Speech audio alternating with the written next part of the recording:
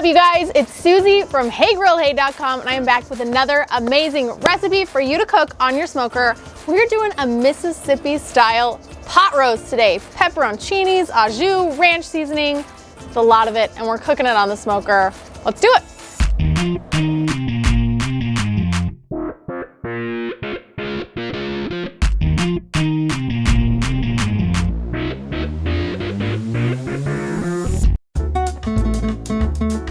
All right, let's start with the meat. I have about a 3-pound chuck roast here. As you can see, it's got some really nice marbling. Come here, come look at this.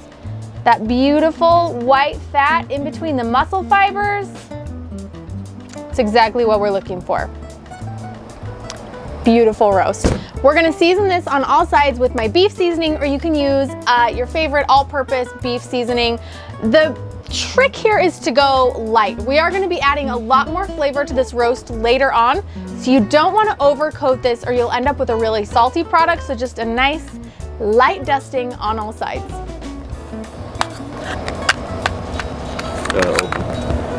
Who's the production assistant here?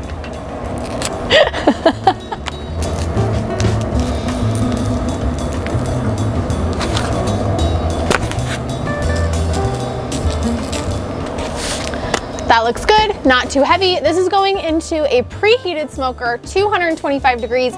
Really any wood type works with this, but I really like the combo of oak and cherry on beef. And this is going to sit in the smoke for the next 3 hours, and then we'll hit our next step.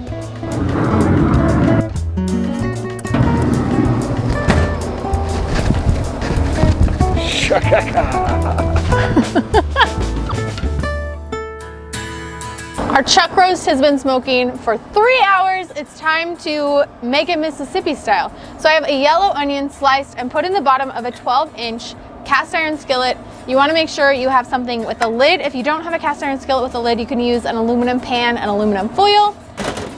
Then we're going to get our chuck roast and nestle it right on top of these onions.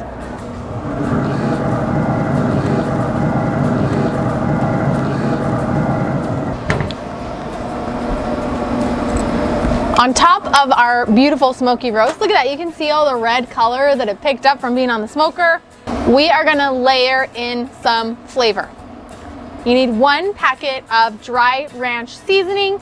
If you are somebody that doesn't like a lot of sodium, I'm gonna give you options as we go through the ingredients here.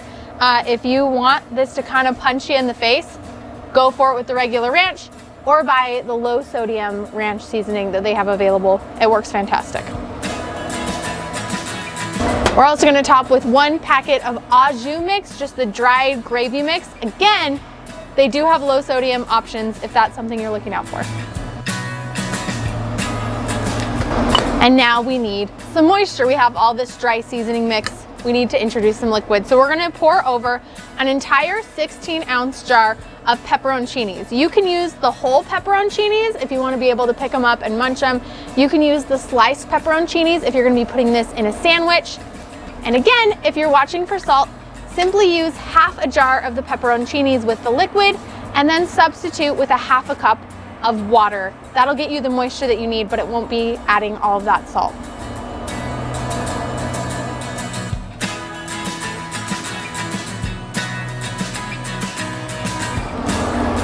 Oh, and you can go as mild or spicy on these as you want. Generally, pepperoncinis are pretty mild. These ones are a medium heat, but I do also think they have spicy versions if you want to add some spiciness.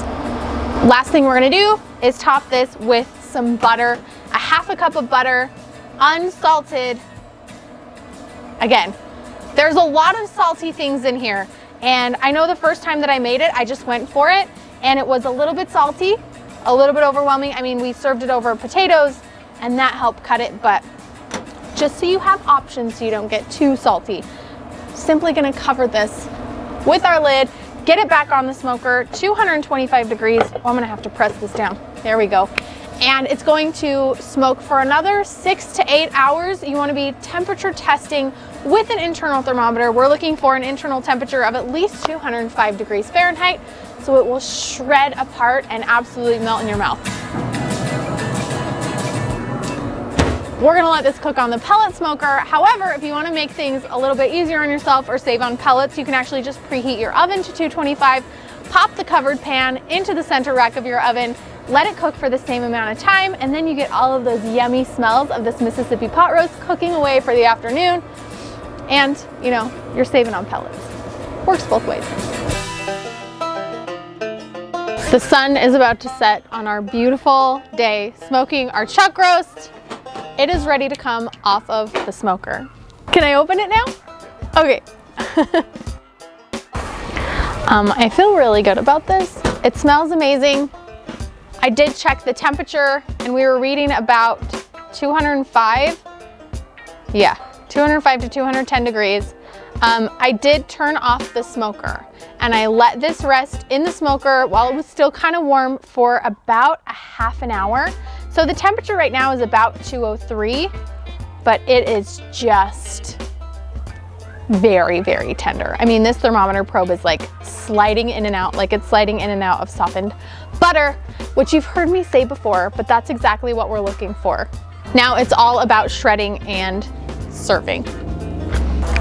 It is just falling apart. You could shred with 2 forks here. I'm using my meat shredder claws that you can grab in my store. You just want to be able to get in there. So if there are any super fatty or gristly pieces, you can take those out.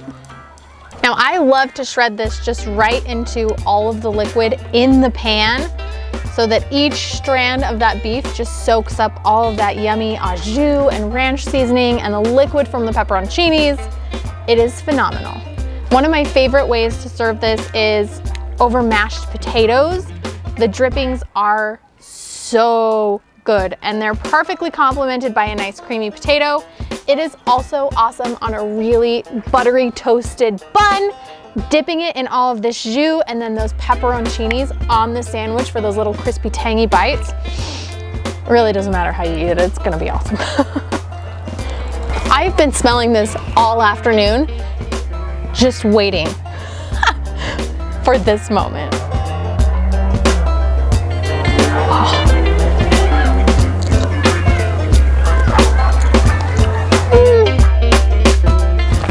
That is so incredibly tender. A chuck roast is a notoriously tough cut of beef, and to have it just melt away in my mouth with all of those seasonings of the ranch and the reinforced beef jus, the tangy acidity from the pepperoncinis, everything about this is stellar. It screams beautiful Sunday supper or any opportunity really to gather your family around the table and indulge in some good old-fashioned comfort food with a smoky twist.